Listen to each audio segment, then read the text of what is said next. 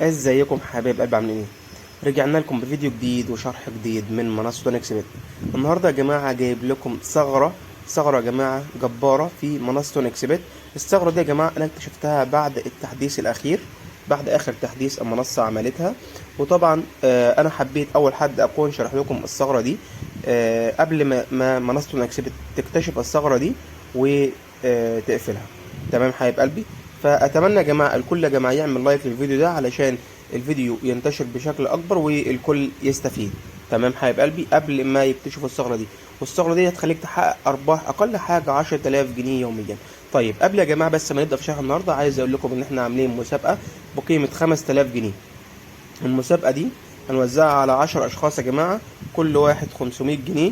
شروط المسابقة يكون حسابك متسجل بالبرومو كود ده يا شباب ES124، ويكون عامل معانا اشتراك في القناة. طيب لما انت بتسجل بالبرومو كود ده يا شباب اللي هو ES124، انت بتستفاد ايه؟ طيب عد معايا المميزات. رقم واحد، انت بتاخد 200% على اي ايداع انت بتعمله. رقم اتنين، بيخلي نسبة حظك في الألعاب بتصل لحد 85%. رقم تلاتة، إن أنت أي ثغرة إحنا بننزلها أو أي استراتيجية إحنا بننزلها على القناة، أنت بتقدر تستفاد بيها وتلعب بيها بشكل صحيح وبنسبة 100%.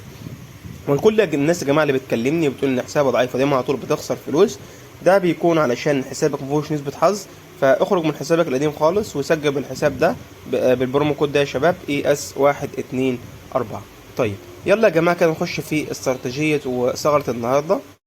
يلا كده يا شباب، نلعب لعبة الطيارة، وأعرفك ازاي تقدر تلعب لعبة الطيارة بطريقة صحيحة وتحقق منها أرباح خيالية. طيب يلا كده يا شباب عشان ما نطولش معاكم الفيديو، احنا هنا كده يا جماعة بادئين معانا 63000 جنيه و600. تعالوا كده نشوف هنحول 63000 دي لكام. أول كده يا جماعة ما هنبدأ كده مثلا، ماشي تعالى ب250، نجرب كده أول دور ب250 جنيه.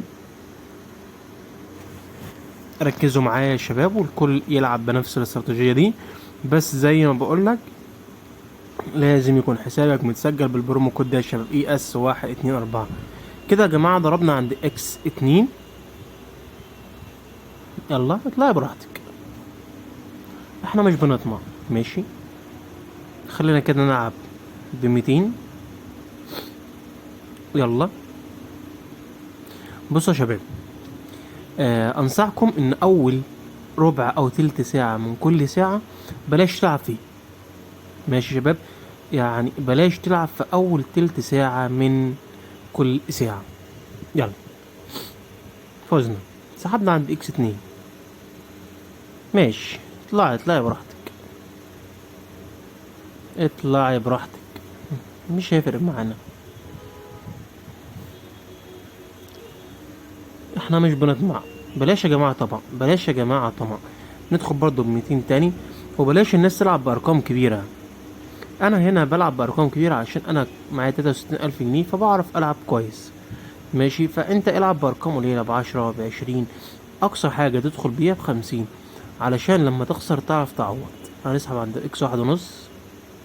شفتوا اهو انا كنت عارف واثق 100% ان مش هتعدي X2، عشان كده ايه سحبت. يلا اعرفك ازاي انا بسحب طبعا قبل ما تضرب. بس تابع معايا الفيديو. ماشي، يلا تعالى برضه. سحبنا هنا كده عند X1.5. ماشي، والدور الجاي برضه، الدور ده برضه هنسحبه عند X1.5.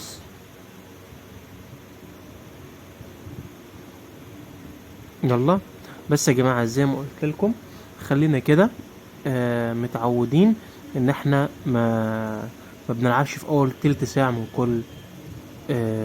كل ساعة. هدخل كده الدور التاني ده ب500. المفروض يا جماعة ان احنا بنضاعف، ماشي. فانا هنا دخلت ب500 وهنسحب عند X2. خبكم الطيارة معلقة، سحبنا عند X2، الشبكة علقت.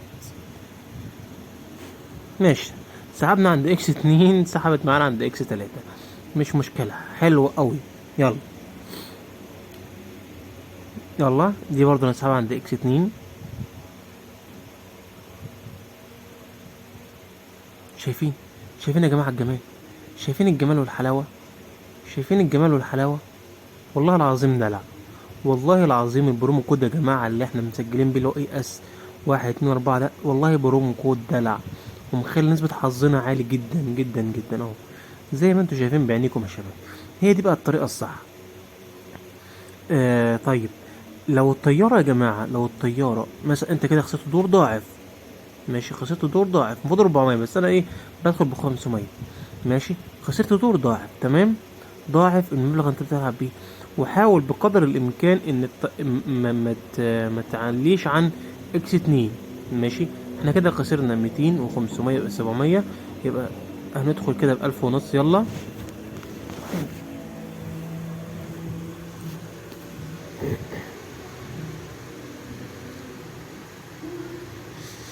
يلا كده نسحب عند اكس 2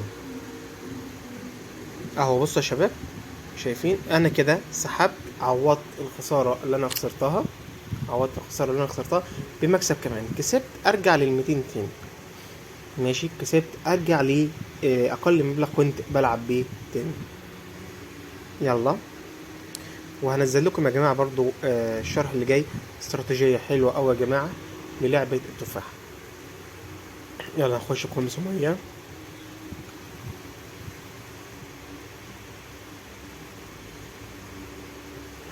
يلا كده، يلا كده يا حبيبتنا، ماشي.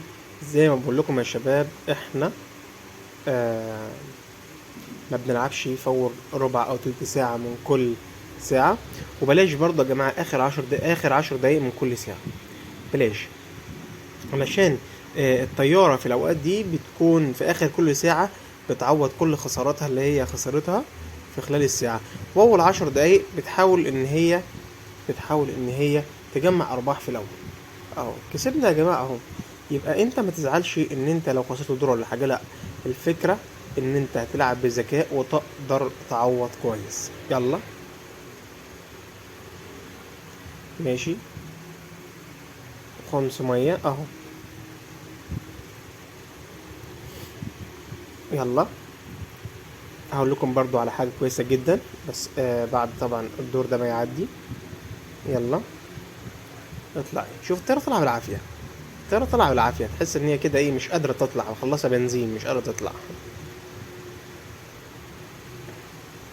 ماشي. يبقى انت برضو ايه يعني، خلي عينك كده على الطيارة، يعني انت لو مش شايف ان الطيارة كده طالعة كده يعني حد بيشد فيها، شايف دي كده مش هتوصل بالنسبة لي مش هتوصل لاتنين، بس انا كده ايه خليها برضو كده معايا لحد اتنين، ايه حلو، مش مشكلة، طلعت كسبنا.